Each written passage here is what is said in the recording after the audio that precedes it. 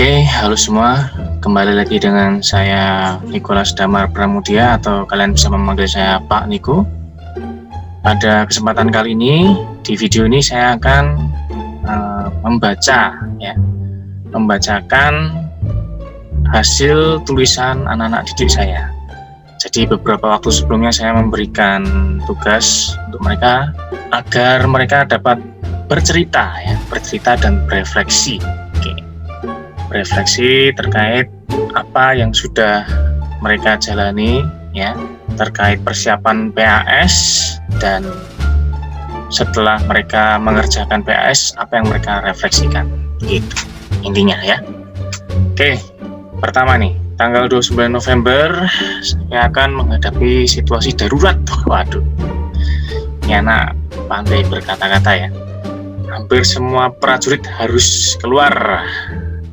Situasi itu adalah ujian. Oke, ini secara penulisan masih perlu diperbaiki ya, tapi tidak masalah gitu ya. Masih peralihan dari kelas 4 SD ke 5 SD masih bisa dimaklumi gitu. Sampai mana tadi? Oke, saya membaca satu tema ke tema lainnya. Oke, berarti anak ini membaca. Dan tanggal 29 November 2020 saya sudah memulai belajar. Berarti dia udah jauh-jauh hari gitu ya. Enggak juga sih ya. Di hari selanjutnya itu ya, berarti ya tanggal 30-an mulai PAS-nya gitu. Oke, apa nih? Saya merasa deg-degan, gemeteran katanya.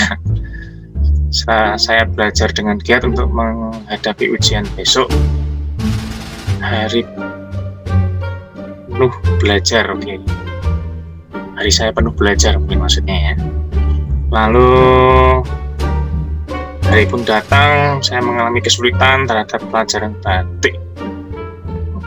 Terkait menggambar batik dia masih kesulitan. Tapi tidak masalah, tidak semua anak tuh harus bisa melakukan semua pelajaran gitu ya.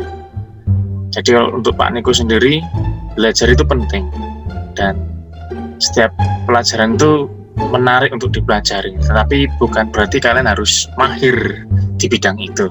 Begitu prinsipnya Pak Nik. Lalu refleksinya, saya harus lebih belajar giat. Oke, ini diketik nih ya. Jadi untuk anak didik saya yang satu ini memang dalam setiap kali mengumpulkan tugas dia selalu mengetik. Dengan kata lain, dia punya skill, dia sudah punya kemampuan untuk menuliskannya, entah itu lewat komputer atau HP, tapi ya setidaknya dia punya keberanian lah menulis. Ada judul, ada tulisan, berarti dia sudah paham formatnya gitu. Berarti anak ini punya kemampuan untuk diolah lagi ya terkait menulis. Oke, mari saja langsung kita baca. 2 minggu sebelumnya PAS akan 2 minggu sebelum PAS aku mempersiapkan catatan buku dan semua yang menunjang mata pelajaran, dan mengurangi nonton TV dan mengurangi melihat HP, menjaga kesehatan, olahraga sebisanya, dan bangun pagi, kadang-kadang belajar dengan saudara yang di kelas B yaitu Dini. Oh, jadi dia punya saudara ya namanya Dini. Sangat panjang, gak apa-apa nak ya. Setidaknya kamu berani menulis ya, walaupun susunannya masih perlu dirapikan. Aku sering ke lapangan yang dulu dipakai olahraga. Oke, setelah Pak Niko memberikan kisi-kisi, aku meringkas. Good. Meringkas, mencoba menyelesaikan soal dari LKS dan buku-buku bacaan yang ada, walaupun belum 100% saya siap. Nah, tapi setidaknya kamu sudah memulai gitu ya. Supaya nilaiku bagus, aku membaca soal dengan hati-hati, menjawab soal lebih teliti, mengulangi soal. Kadang-kadang aku mengirim waktunya sudah mepet karena aku baca lagi berulang-ulang karena menurutku sudah benar. Good. Karena terkadang anak itu hanya ya nggak semuanya ini, tapi ada anak yang dia hanya sekedar mengerjakan, dia merasa selesai, ya sudah selesai, nggak perlu dicek lagi gitu. Setelah mengerjakan PS, aku memilih mengerjakan isian dulu. Oke, dia ini terkait strategi ya, strategi dia dalam mengerjakan PAS. Selama PAS, pelajaran yang susah adalah bahasa Indonesia. Di pikiran utama, pokok pikiran cerita fiksi dan non fiksi. Refleks apa nih?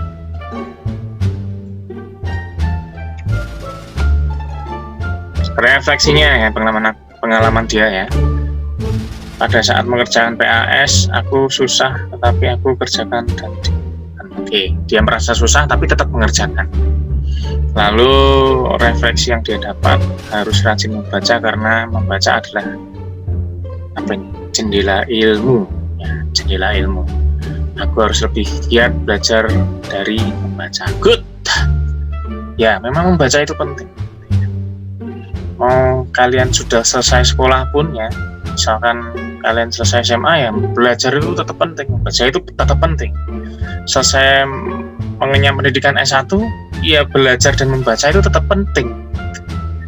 Karena ada istilah ya, belajar sepanjang hayat ya, sampai kapanpun kalian belajar, tidak ada kata tidak belajar itu gitu. Yang saya hadapi sebelum PAS adalah belajar dan mengerjakan tugas atau kisi-kisi yang diberikan oleh Pak Guru ya. Yang saya persiapkan untuk PAS adalah mengecek apakah internet masih ada, menjaga kesehatan agar tidak sakit, belajar dan juga tidak lupa berdoa. Good. Cara saya agar memperoleh PAS yang maksimal yaitu dengan berlatih mengerjakan kisi-kisi. Kesulitan yang saya temukan saat mengerjakan PAS yaitu terutama untuk matematika di desimal dan bahasa Jawa di penulisan aksara Jawa. Oke, Pak Niku juga bahasa Jawa kesulitan. Memang butuh jam terbang. Tapi ya, kembali lagi prinsip Pak Niku, tidak semua bidang itu harus mahir, intinya gitu ya. Ya, tapi karena Pak Niku guru ya, mau tidak mau harus menguasai konsepnya. Gitu. Refleksiku,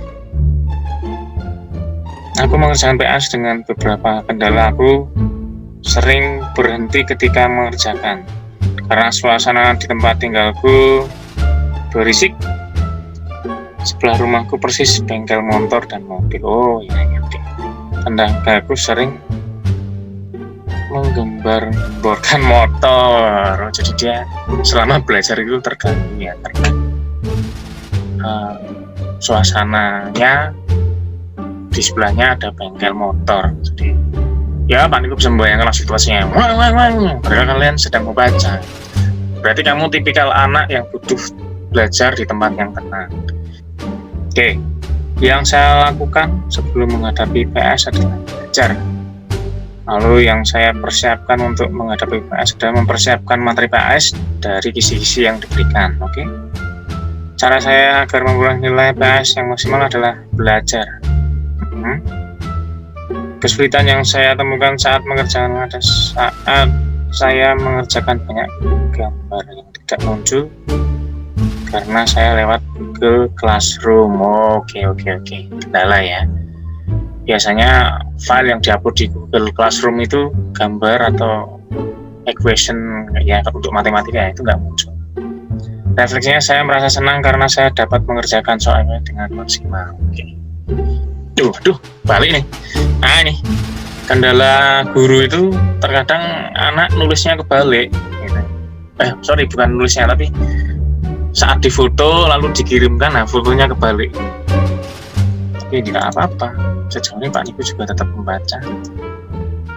Aku deg-degan karena takut nilainya jelek. Membaca dan meringkas buku setiap tema, berdoa kepada Tuhan dan membaca buku setiap hari. Kesulitannya tentang organ tubuh IPA, tentang peta-peta, MTK saat menghitung dan menggambar batik. Oke, ini sepertinya terkait menggambar batik ini kemarin sempat sih ada orang tua yang menyampaikan kalau motifnya terlalu sulit. Ya saya paham kondisi itu. Gambar batiknya tidak mudah, tapi saya akan sangat bangga dengan anak-anak yang mereka punya kegigihan untuk tetap mengerjakan apapun itu hasilnya gitu. Dan ya semua pasti berproses gitu. Dan Pak Niku pun juga merefleksikan ya, tidak semua anak pasti bisa mengerjakan, tapi bukan dengan ketika Pak Niku melihat hasil batik kalian yang tidak sempurna, bukan berarti Pak Niku menganggap kalian tuh ini anak tidak mampu, bukan ya. Pak Niko sangat paham dengan kemampuan tiap anak gitu. Oke. Aku waktu mau PAS deg-degan ya, ini refleksinya ya. Soalnya apa nih, jelek, takut nilainya jelek. Disingkat soalnya. Berdoa kepada Tuhan dan membaca buku setiap hari.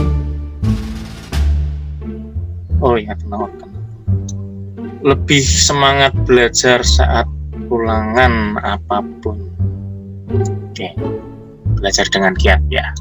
Pasti setiap anak itu punya apa ya, ketika mereka sudah menghadapi tantangan, mereka pasti akan berefleksi ya, wah kok aku tadi ngerjainnya kurang ini ya, kurang teliti, mungkin ada materi yang belum dikuasai, dan ujung-ujungnya yang standarnya anak SD jawabannya akan sama ya, belajar dengan giat, karena memang itu kunci utamanya. Hanya saja memang untuk melakukannya ya. Sampai sekarang pun Pak Niko juga mengalami yang hal sama ya.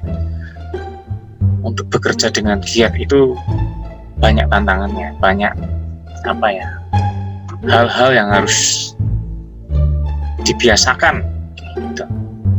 Ya oleh sebab itu ya, untuk anak-anak didik saya, ketika kalian dalam proses belajar dari SD sampai kuliah nanti, kalian akan terus pada standar belajar dengan giat. Nah, nanti ketika kalian sudah bekerja, belajar dengan giat ini akan menjadi kebiasaan kalian. Dengan merubahnya ya, belajar tetap ya, belajar dengan giat, dengan merubahnya menjadi bekerja dengan giat. Tapi bekerja itu juga ada unsur belajarnya nanti. Kelak kalian akan tahu. Oke, kalau kalian tidak mau belajar, pekerjaan akan menjauhi Anda. Wah ini. Oke, saya tidak mempermasalahkannya. Kalian mau nulisnya singkat atau banyak, tidak mempermasalahkan ya.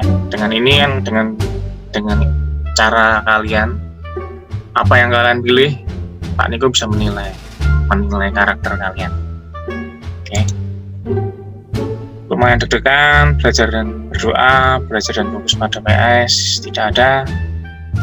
Pertama tahu besok pas, rasanya kaget, terus kalau udah pas nyaman aja dan fokus aja sama pasnya. Oke, ya ini standar lah ya.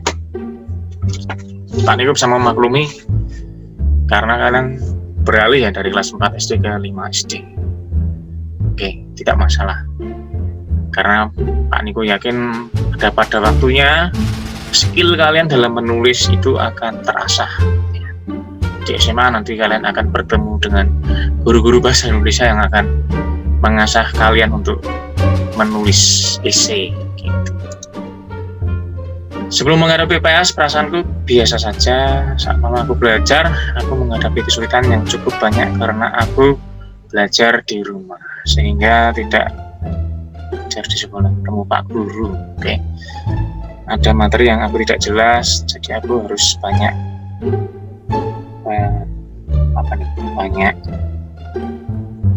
supaya menjadi paham. Banyak bertanya supaya menjadi paham ya. Aku bertanya pada mama atau kakak. Oke. Jadi memang fungsi bertanya itu menjadi bagian dari kalian belajar. Belajar itu tidak sekadar membaca. Membaca itu hanya kalian mendapat informasi. Tapi ketika kalian tidak paham, menggali info yang kalian baca itu ya dengan bertanya gitu.